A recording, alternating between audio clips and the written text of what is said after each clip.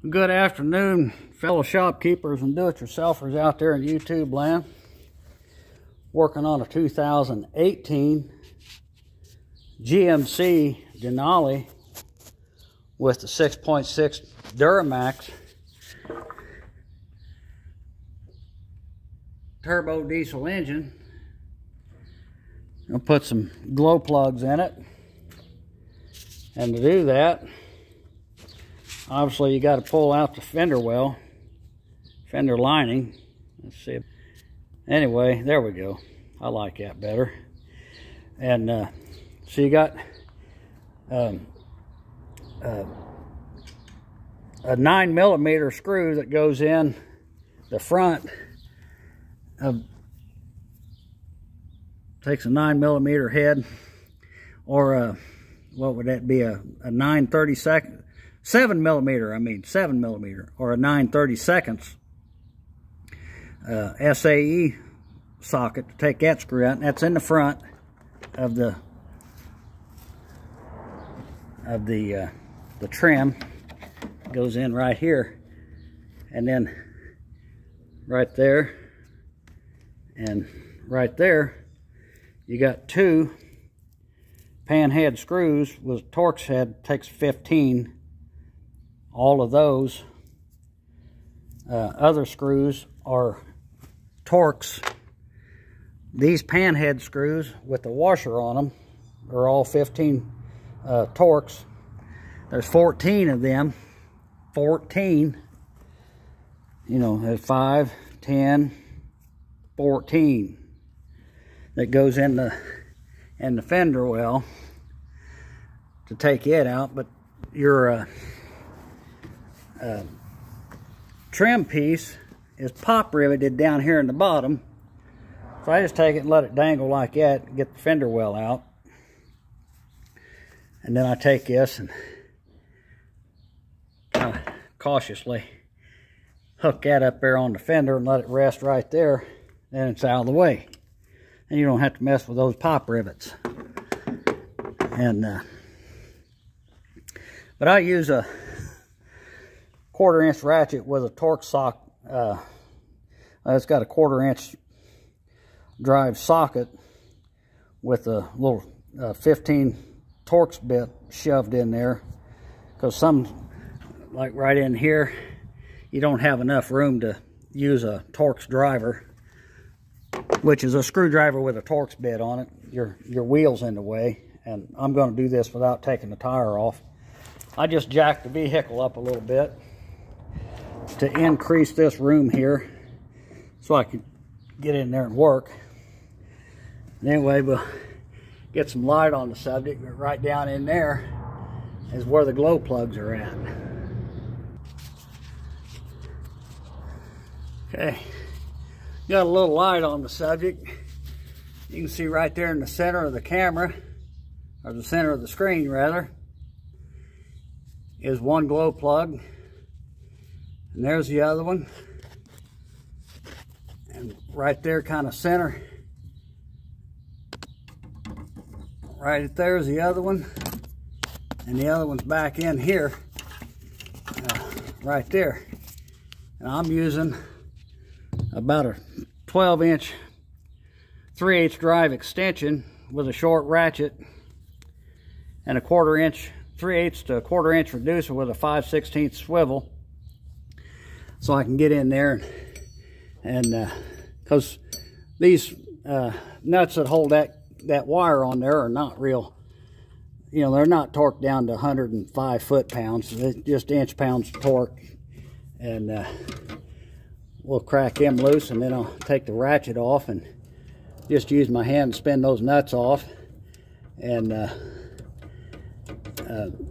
want to kind of take note of the orientation of the cable before you take them loose. That way you can make sure you get them back to where they're not going to be rubbing up against something or leaning against something that might not be friendly to the insulation on them. They are double insulated. They're insulated, and then they've got like a I don't know, a jacket, like a nylon jacket around them, heat resistant jacket. But anyway, just want to make sure that they don't get up against something that they're not supposed to be, because that is a high amperage. Not like a starter, obviously, but I don't know what the actual amperage is, but probably 10 or 15 amp maybe going through each one of those. I don't know.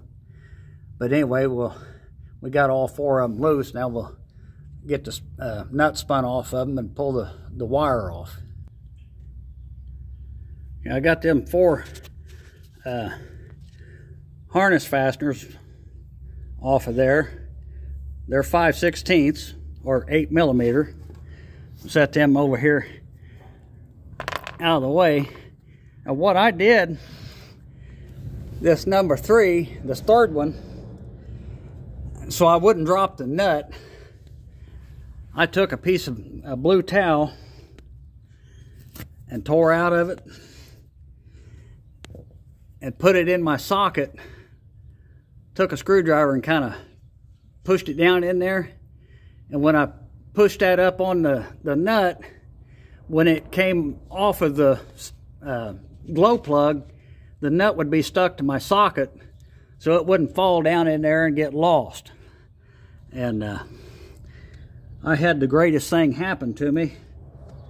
The guy that owns this truck brought me his own parts, and obviously he didn't go get me any new nuts either.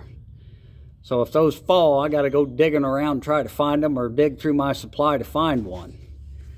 But we don't want that to happen. So, but I can reach these, the front 2 and the back one, pretty decent. But the one there, the third one,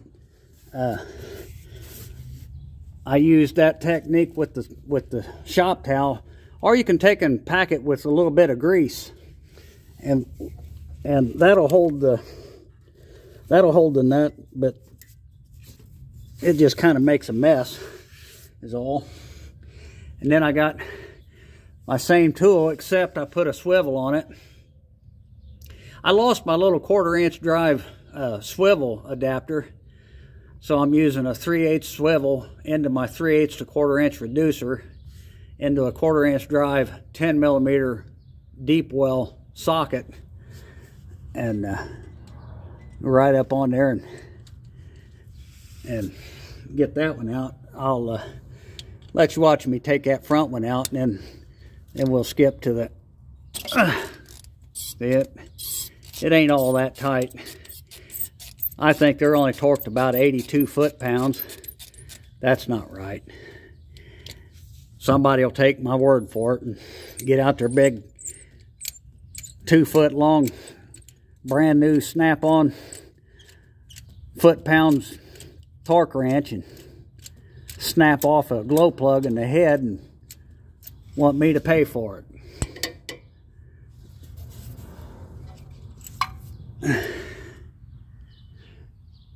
There's an old glow plug, and then they're not, the engine's been running, but it ain't all that hot. Let's see if you can see that part number. It's a 1267 9959, and I bet that's original. Like that part number was superseded. It's a 1269-0238. But anyway, comes in this nice little plastic container that you know, you can just throw away, and that'll lay in the landfill for 50 or 150 years, somewhere around that, maybe 240. And I would not take and put anti-seize on here. Anything that you would coat on there that might not be a very good conductor, because your power goes here and it grounds right here. So maybe just spit on it, or put a little shot of liquid wrench or something like that on there to maybe ease the threads of that going in, but don't use any anti-seize or no sealer or anything like that that'll cause a problem with the electrical continuity for the ground, and that'll affect the resistance and potentially burn up the electrode in there. Anyway, let's stick that back in.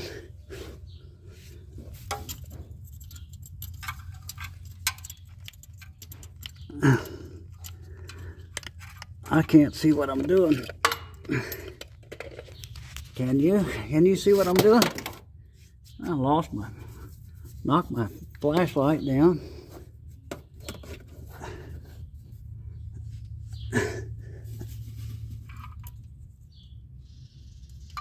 I don't know if you can see what I'm doing or not.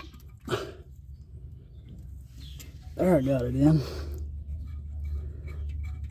And we'll just kind of finger tight it. Just finger it in there. Yeah. And this, taking that fender liner out, I didn't demonstrate that for you, but then that's as tight as I'm going to get that. That was in there. And put that wire back on there. Don't forget to put the wire on. Don't do that, it won't work. I don't know if them glow plugs come on every single time you start the vehicle, like when it's 85 degrees out, even if the vehicle's been setting and the engine's cold. I don't know if them glow plugs come on or not. But anyway, it certainly does when it's cold out. We got that front one in, and we'll repeat that for these three, and then perhaps I'll video the reinstallation of the fender liner on this side, and probably we'll just make two videos. This one's the driver's side. We might make another video for the passenger side.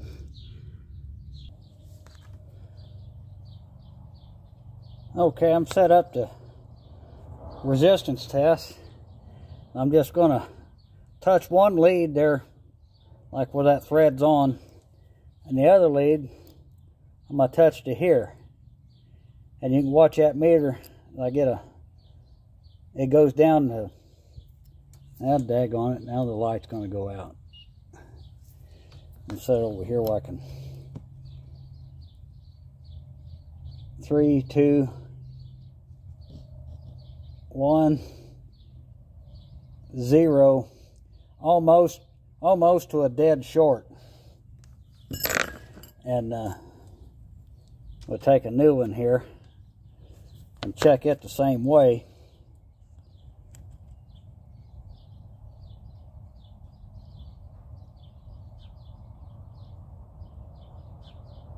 Around 6 ohms. And we'll check another one of the old ones, same way.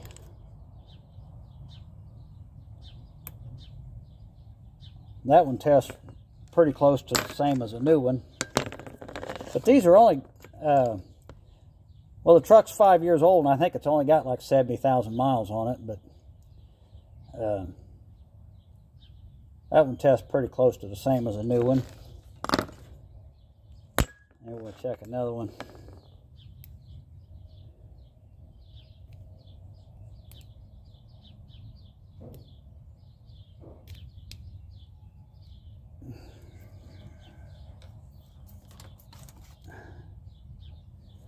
These that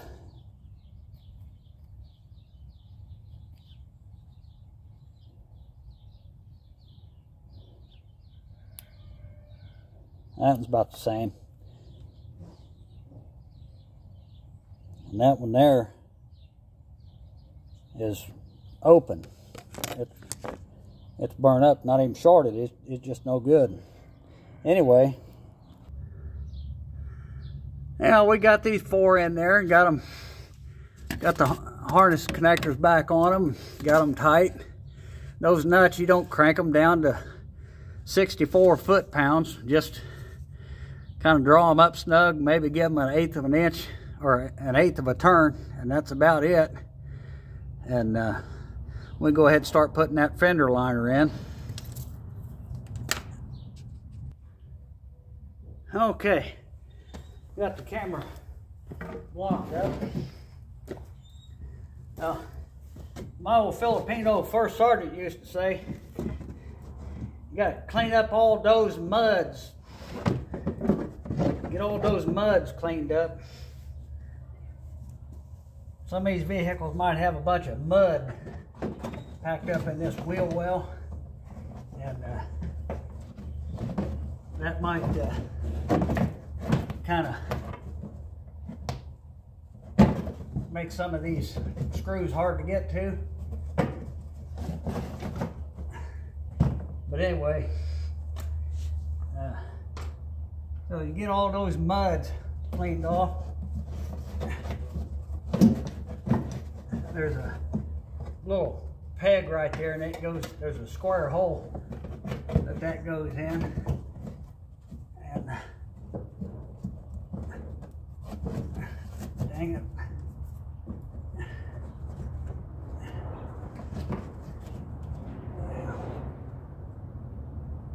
Let me put a screw in up here.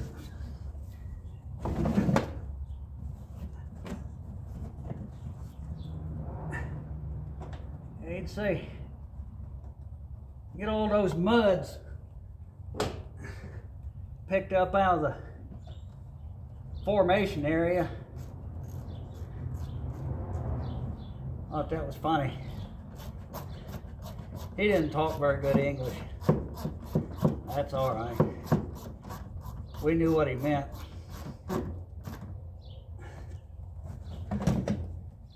Got that. Like I say, there's 14 of them screws. They could have used 27, but they stopped at 14. Thank goodness.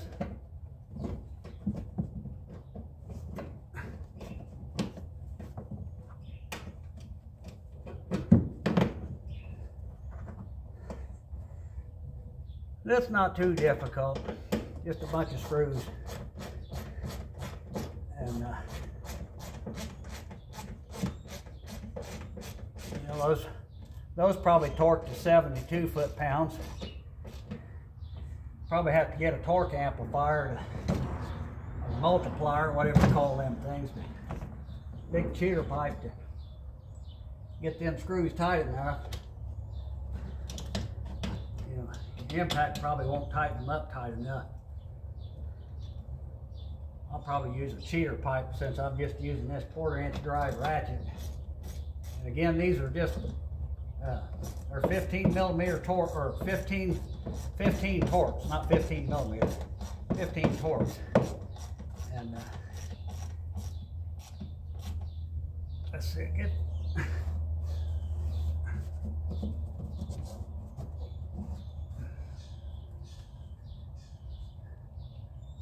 there's several of them there. Another one goes right there.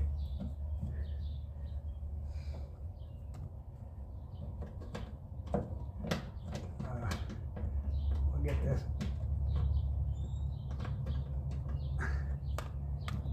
Get all those muds cleaned up.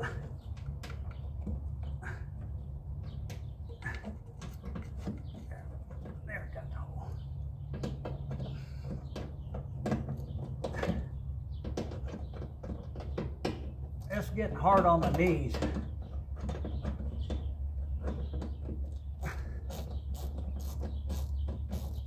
Used to didn't bother me.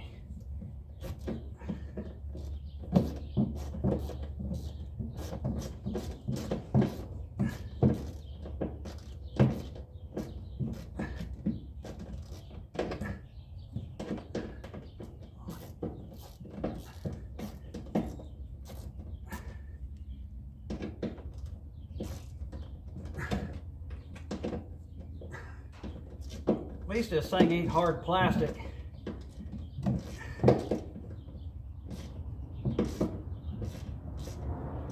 It's got a little bit of give to it. It's not too hard to get in there.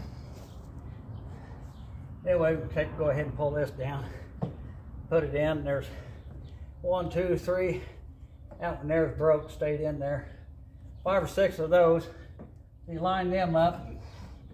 Make sure your liner's in behind it, all the way down there at the bottom.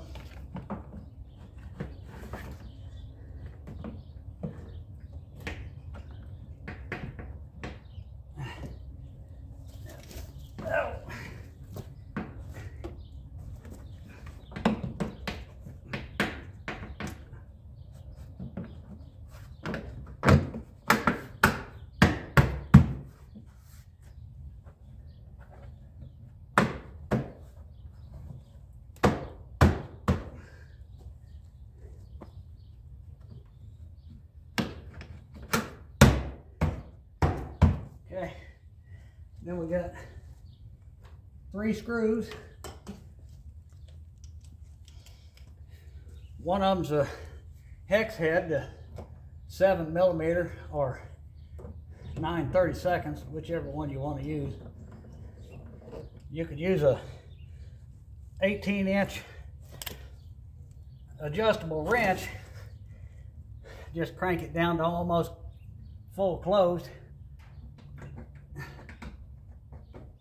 And being awful heavy wrench for a small job, but you could use it. Pipe wrench, even channel locks or vice grips, all those would work. Not necessary. Anyway,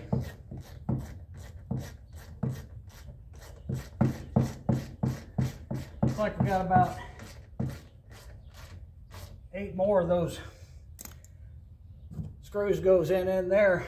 There's 2 goes here in the front, 1 goes up here, 1 goes there, 1 there, 1 here, and 1 there. I think that's all of them, but there's a bunch of them. Anyway, fellas, I'll leave the rest of it to you.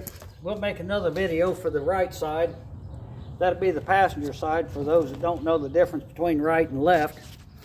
I appreciate you watching the video. Share, like, and subscribe. Comment if you like. Have a good day, fellas. Happy spring. And let's go, Brandon.